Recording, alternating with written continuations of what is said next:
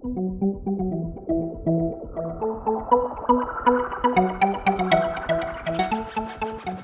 got started in drag when I went to see one of my friends. He was doing his first ever gig in Glasgow, and I hadn't actually been to any queer bars in ages.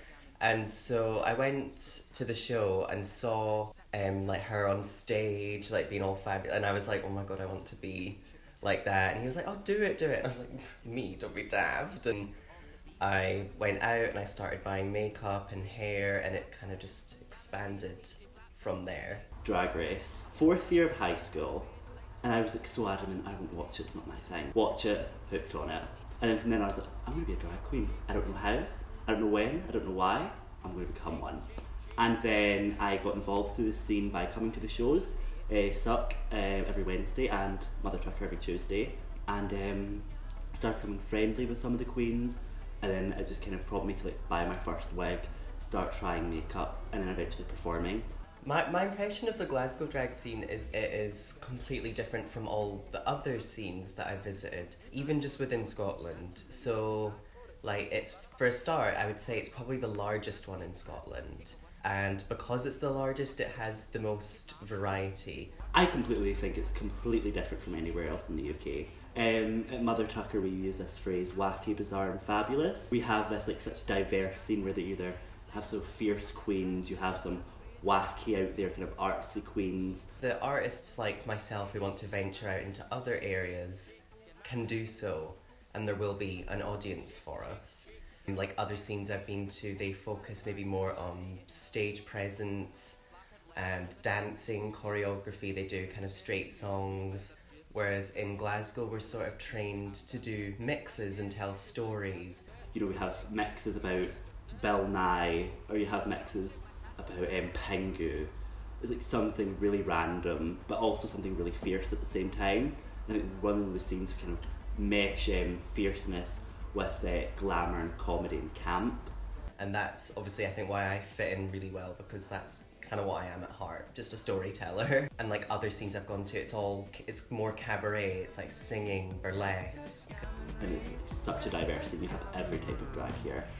Mother Tucker first started back in 2016, and Mother Tucker was originally given to Rajazzle by Morgan McMichaels. Morgan McMichaels kind of saw a gap in the market where there wasn't any weekly show, gave it to Rajazzle, and then Rajazzle created a collective of her, Lacey Rain, another queen, Perry Sizine, and La Fonda.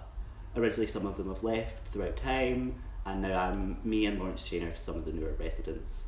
I think drag is the whole art of, you need to learn how to style a wig, you need to learn how to put that wig on, you need to learn how to do your own makeup, but also know how to do your own performances and source your own materials for that performance. A lot of different performance arts, yes, there's variations within that.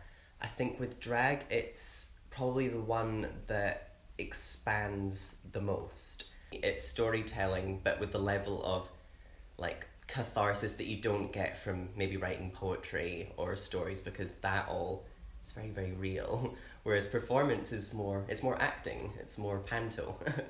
At the end of the day, Marie was a character that I created, and I sort of abandoned writing for ages when I was figuring out how to do drag, because I had it in my head why would I write about all these characters when I could actually sit and live in one? Eventually though, I did get bored. I was kind of creatively exhausted, uninspired, and so that's where the kind of poetry element comes back in. Some poems I'll write them as Marie, some poems I'll write them as Sandy, and I sort of jump between the two, and I think that's such an interesting way to tell stories. You tell it through two people. We have a couple of artists who are singers within our scene. I think it's such a diverse scene that singing is such a big part of it.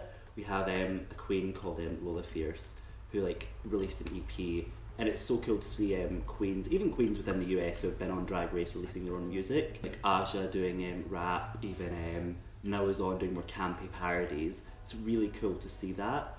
And listening to queer music in general, I think is a big part of the Glasgow scene. I think it's a big part of any scene, really.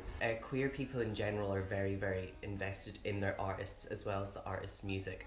And basically what drag musicians are doing are creating superstars on the doorstep.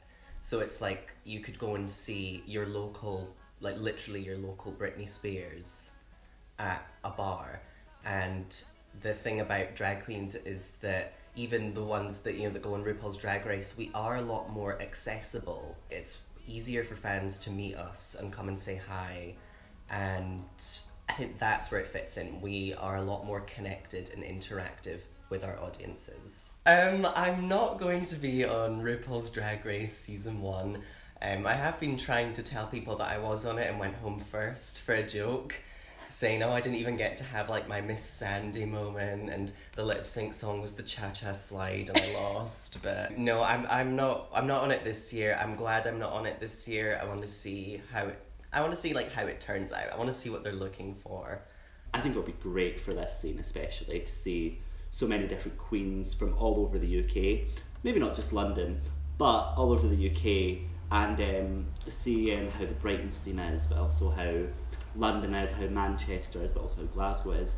I think we're lucky at Suckindale Monica's that we book queens from all over, so I get a glimpse of how Brighton's drag scene is, how queens in London perform compared to how we perform, and it's so interesting to discover new types of drag all over.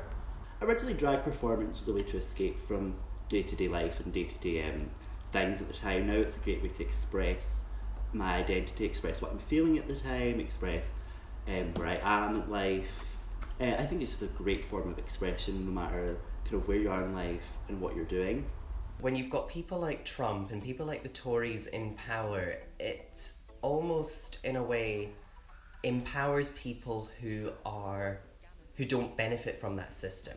So it means that we get more cross, we get more frustrated, we get impatient. So instead, like, we kind of then just end up going like, right, it actually makes you realise how much your voice matters.